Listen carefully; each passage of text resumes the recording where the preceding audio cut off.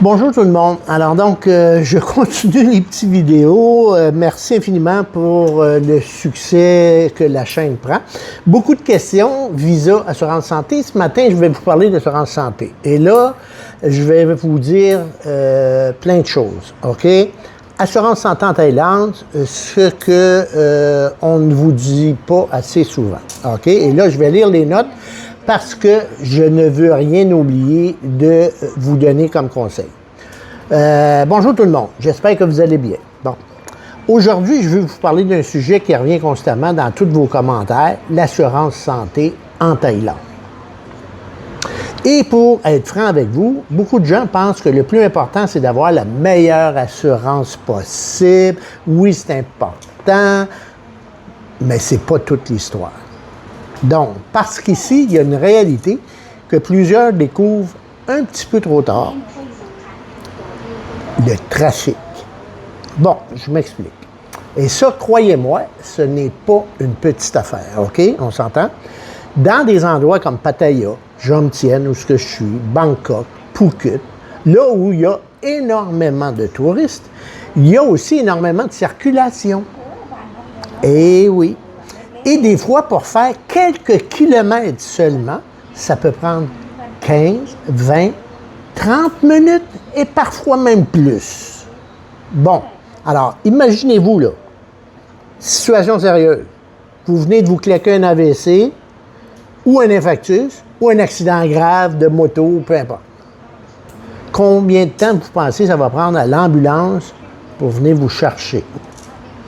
Alors, même si vous avez une assurance incroyable avec une couverture de rêve, si l'ambulance est prise dans le trafic, ça devient un autre problème complètement. Et ici, les Thaïlandais, l'ambulance, elle va faire pimpon en arrière et il n'y a pas personne qui rouvre le chemin pour la laisser passer.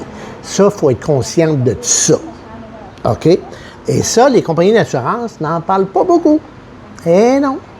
Alors, je ne dis pas ça pour vous faire peur, pas du tout, là.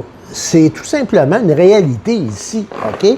Alors donc, pompiers, ambulance, police, personne ne se tâche pour les laisser passer. Bon. Quand on décide de vivre ou de passer quelques mois en Thaïlande, il faut penser à autre chose que combien ça coûte. Il faut penser à où est l'hôpital le plus proche. Combien de temps ça prend pour s'y rendre? Est-ce que c'est un hôpital international près de chez vous? Ou est-ce que je suis dans un secteur où la circulation est infernale? Ça aussi, il faut le prendre en considération. Et ça, c'est aussi important que votre police d'assurance. Croyez-moi, là. Moi, personnellement, je conseille toujours aux gens de choisir leur condo ou leur maison en fonction aussi de l'accès rapide aux soins médicaux. Y a-t-il des cliniques proches, etc. Autre chose que je vois souvent aussi dans les commentaires, André, combien ça coûte une assurance santé? Bon, impossible de répondre avec un chiffre précis parce que le prix dépend de plusieurs choses. Je vous explique. Premièrement, votre âge. Vous avez quel âge? Ça va coûter moins cher à 45 ans qu'à 72 ans. Évidemment, deuxièmement, votre état de santé. Avez-vous déjà été malade? Donc, si vous avez souffert de problèmes cardiaques, diabète, hypertension, des conditions préexistantes, ça change complètement de prix, ça aussi. Troisièmement, le niveau de couverture. Qu'est-ce que vous voulez avoir? Est-ce que vous voulez une couverture locale seulement, couverture internationale, si vous faites des petits voyages à travers ça? Est-ce que vous voulez une chambre privée, des soins dans un hôpital haut de gamme, une évacuation médicale au Canada, etc., etc. Tout ça, ça influence énormément le coût de l'assurance. Et il faut comprendre une autre chose importante, plus on vieillit, plus les primes montent aussi. Et parfois, elles montent beaucoup. Certaines personnes arrivent ici en pensant « je vais prendre une assurance quand je serai rendu là, blablabla », mais à 70 ans passés, avec quelques problèmes de santé, des fois, les choix deviennent beaucoup plus limités.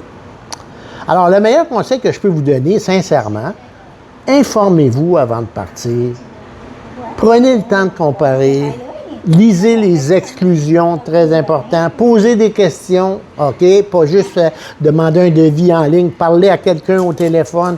Et surtout, c'est pas uniquement le plan de moins cher. Ça aussi.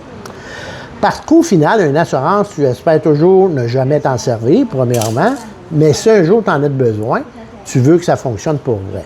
Et encore une chose, n'oubliez jamais que l'assurance peut payer les soins, mais elle ne peut pas faire disparaître le trafic. N'oubliez pas ça, là. Car ici, c'est une réalité quotidienne. Bon, j'espère que cette vidéo vous a aidé un peu mieux à comprendre la situation réelle sur le terrain, là, parce que si vous avez des questions, écrivez-les moi. Dans les commentaires, je les lis toujours, tous les jours, avec beaucoup d'intérêt. Et si le sujet vous intéresse, abonnez-vous parce qu'on va continuer à parler de la vraie vie en Thaïlande, pas juste des cartes postales. Merci tout le monde et on se revoit très bientôt.